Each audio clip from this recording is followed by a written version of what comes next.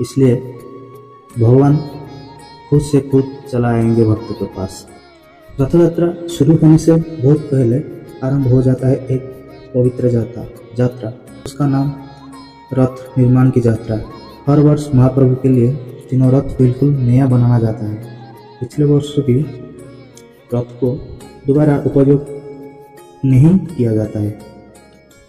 यह केवल लकड़ी से बना साधारण रथ नहीं है। ये शादियों, प्रणाम, सेवा, परंपरा और अतुट श्रद्धा का प्रतीक है। परंपरा के अनुसार रथ निर्माण को शुभ कार्य अक्षय तृतीया के पावन दिन पे आरंभ होता है। सबसे पहले विधिवत पूजा होता है, फिर लकड़ी पर पहले चोट की हुए कार्य कोई साधारण कारीगर नहीं करता।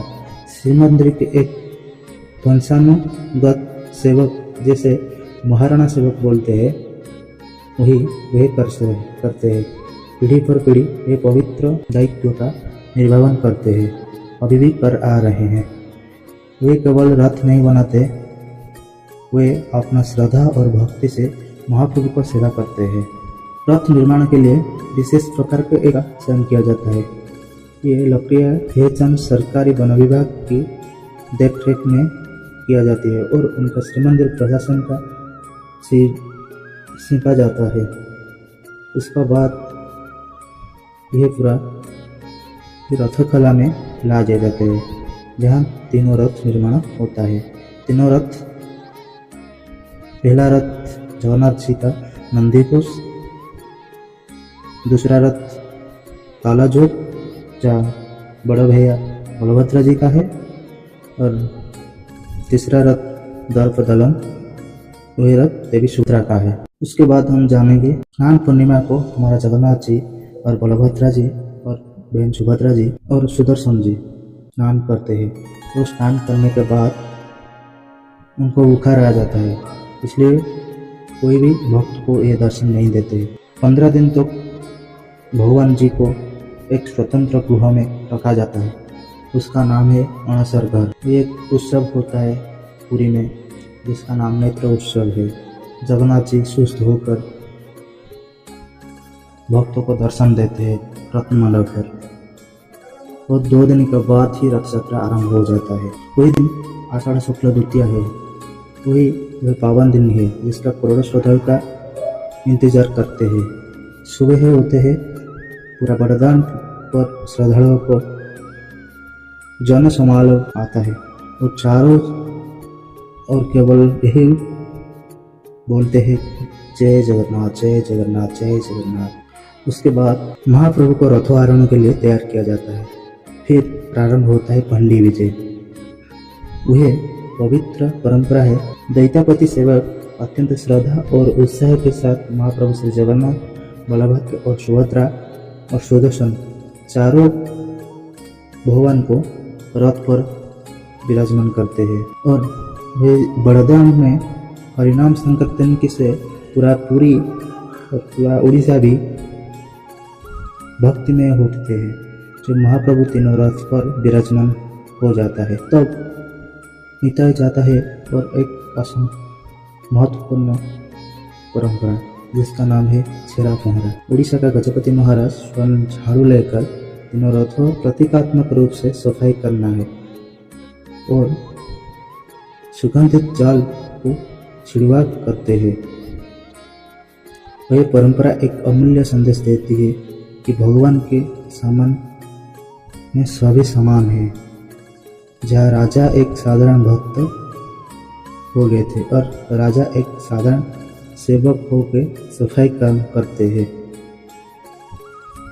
और महाप्रभु श्री जगन्नाथ बोलते हैं सभी एक ही है।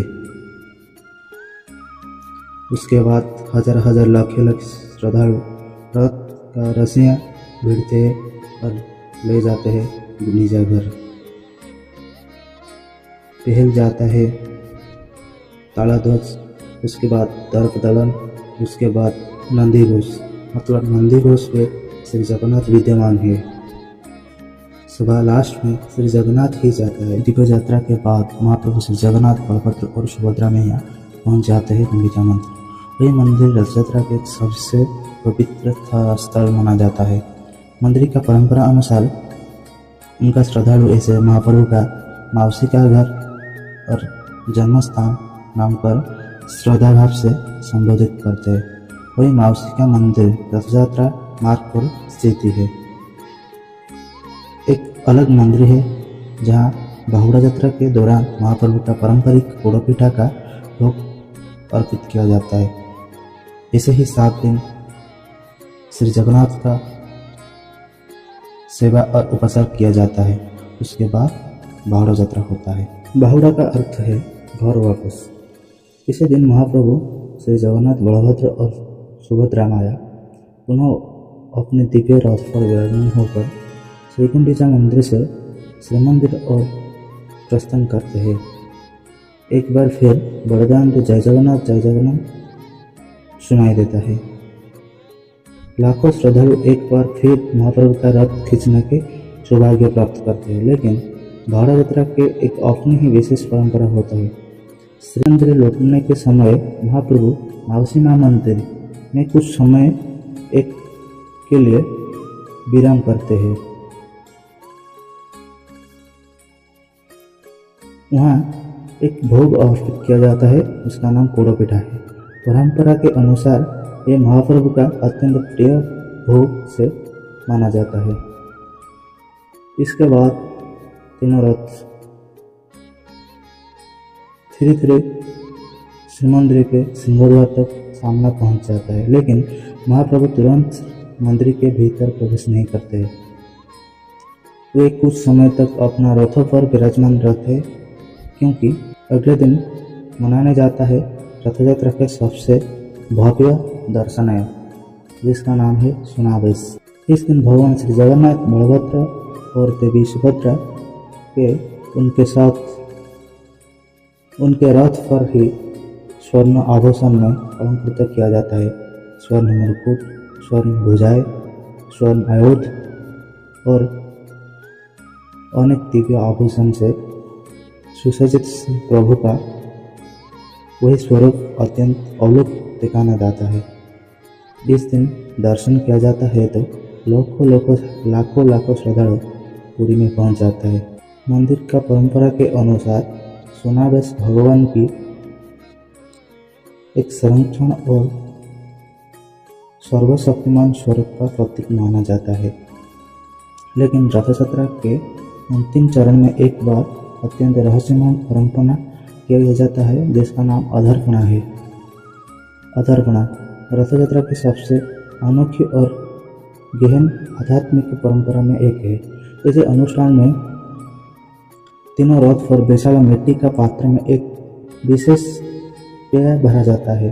मंदिर के अनुसार, परंपरा के अनुसार इस पेय में जल, दूध, छेना, केला, चीनी तथा उनके सुगंधित पदार्थ मिला जाता है। मंत्रोच्चार के साथ ये भगवान को अर्पित किया जाता है। लेकिन सबसे आश्चर्यजनक बात है, अर्पण किया के बाद उस मिट्टी का पात्र रथ पर तोड़ दिया जाता है। ऐसे क्यों? मंदिर की परंपरा के अनुसार रथ यात्रा के दौरान भगवान के साथ उनका अश्व, देवता, सिद्धि, गंधर्व और अन्य देवी देवताओं के लिए वही रथ यात्रा पर उपस्थित रहते हैं।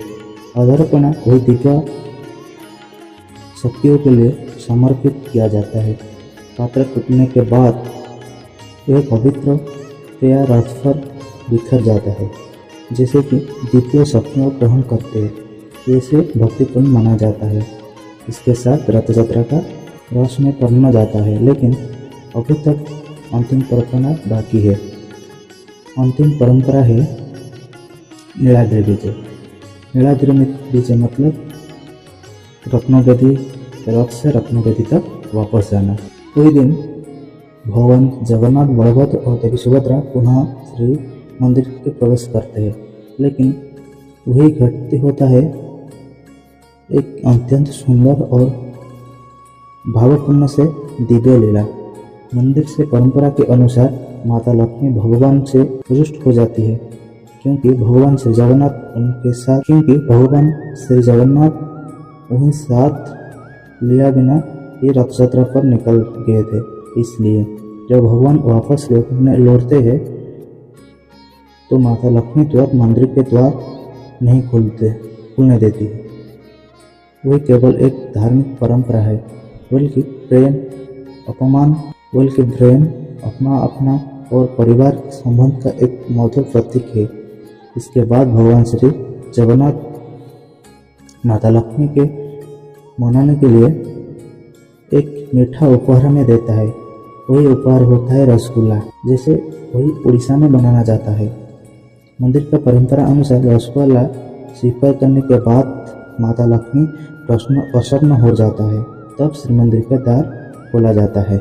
उसके बाद भगवान श्री जगन्नाथ पुनः अपने रत्न सिंहासनों पर विराजमान होता है। ये था टोटल उड़ीसा का श्री जगन्नाथ जी का रथ यात्रा का भक्तिपूर्ण तथ्य। आपको अच्छा लगता है तो मेरा चैनल को सब्सक्राइब कीजिए और वीडियो को एक लाइक कर दीजिए, और कोई डाउट है तो अच्छा से अच्छा एक कमेंट करके जय जगन्नाथ बोल दीजिए। जय जगन्नाथ, जय जगन्नाथ, जय जगन्नाथ।